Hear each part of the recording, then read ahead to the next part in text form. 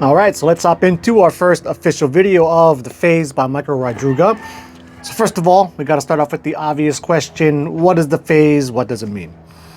The phenomenon is well represented in many different kinds of modern practices, albeit under various names ranging from astral projection and out-of-body experience to lucid dreaming. We shall use the pragmatic term the phase or phase states to refer to all of the above, as there is no difference at all between them in their usual practice. Okay, so a few things to say there. First one being, and I know some people in the community will totally disagree with this, but I agree with his perspective on things. I basically look at lucid dreams, astral projection, OBEs as all essentially being the same thing. Kind of on the OBE front, it reminds me of this book right here that we covered years ago, Explorations in Consciousness by Frederick Ardima. And this one, he actually gives a good argument that the term OBE is actually like the best term. It's even more accurate at describing just regular, typical, normal dreams, because even when you're in a non-lucid dream, just a regular REM style dream, you are thinking you are someplace else than your real physical body is, right? So it seemed to me like a good definition for that would be OBE. And I would be down to hop on that and start just calling, talking about OBEs a lot more on my channel. But for me personally, and I would think, I would imagine for the majority of the population out there, when they hear the term OBE, they're thinking more specifically, which they're going to cover a lot in this book, having the experience of sitting up or rolling out of your body, or thinking of or dreaming of or being in an OBE type experience that it seems like you're actually in your physical bedroom. Some people might think you're actually walking physical reality, right? So because of all that baggage, while I do like the term OBE and I think it is very accurate, I still stick to using, dreams and lucid dreams as my main word choice. Phase is also another good one. Only problem with the phase, though, and this was one of my issues when I was first going through this, is I don't know anybody else that calls it the phase, right? So I cannot really be calling it that and imagining people would actually, know what I'm talking about. Then he has a few other things in here that he also groups within the phase. So first three we covered already: lucid dreaming, astral projection, and OBEs. He also has in here some near-death experiences, most paranormal phenomenon, some religious miracles, most alien abductions, and I'll talk a little bit more about that because I mentioned it in the previous video, false awakening, sleep paralysis, etc. So when it comes to the alien abduction thing, first of all, he made the very obvious observation, which is the same thing that crossed my mind when I would see all these different alien abductions, is that the majority of them take place in or during sleep time. So it seems obvious to me that it's probably a dream. But in the beginning part of the book, which we didn't go into, he's talking about how he started running his different workshops around the world and all this stuff. One of the first kind of like tests or things he would run for his workshops when he was first starting out was actually having people trying to induce alien abduction experiences, right? So we'd have them do some of the techniques you have in here, which we'll go over for sure, on how to have an actual OBE type experience, or be dreaming specifically of, of you being in your bedroom and then imagining that there's aliens in the room, they're going to take you away, or there's a, some light sucking you up into the flying saucer above you. And he had a lot of success with that.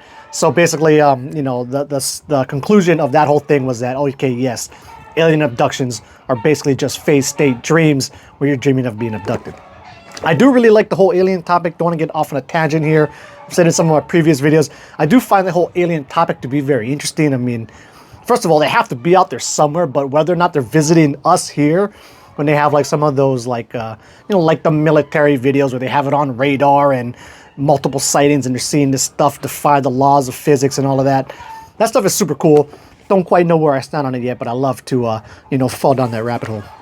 Anyway, before I get super sidetracked, we'll finish it off with this. In the phase, you can travel the earth, the universe, and time itself. You can meet any person you want, friends and family, the deceased, and celebrities. You can obtain information from the phase and apply it towards improving your daily life. You can influence your physiology and treat a number of ailments. And I would say on that front, it has to at least work in the placebo effect range.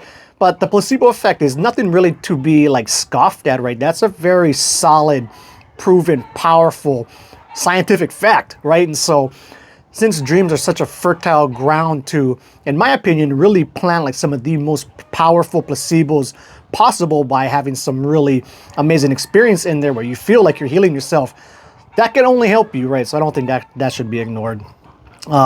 You can realize your secret desires and develop your creativity. Meanwhile, people with physical impairments can release themselves from all fetters and obtain anything lacking for them in the physical world.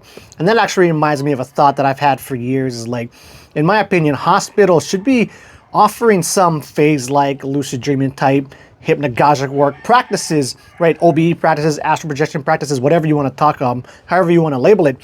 They should be offering that to people who are in the hospital, who are bedridden for weeks or months at a time, or maybe paralyzed for the rest of their life.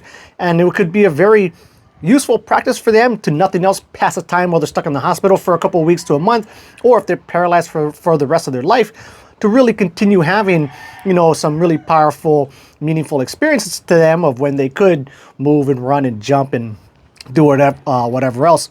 And then this also reminds me of like one of my best friends who recently went blind, right? He could see his whole life, right around like mid to late 30s, started losing his eyesight, went totally blind by like 39, 40. Now he can't see at all. But when I was first looking into that and I was trying to teach him some of these practices as a way for him to, you know, hold on to eyesight, what I was hoping for would be like for the rest of his life. But then as I was doing my own personal research on it, I was finding stuff saying that people who go blind, you know, not born blind, but go blind maybe earlier in life and then live a long time afterwards being blind. So like, you know, 40, 50 years of being blind, that they eventually stop dreaming in pictures. But like the dreams aren't any less amazing, just that their other senses have picked up so much of the slack that they have, you know, really amazing dreams. They're just not visual. But then in talking with my buddy, he says he has friends who have been blind for like 40, 50 years and they still dream in pictures. So I thought that was really neat. Really neat. Anyway, totally sidetracked there. We'll wrap it up, and until the next video, keep your hypnagogic practice, your phase practice, and your lucid dreaming practice legit.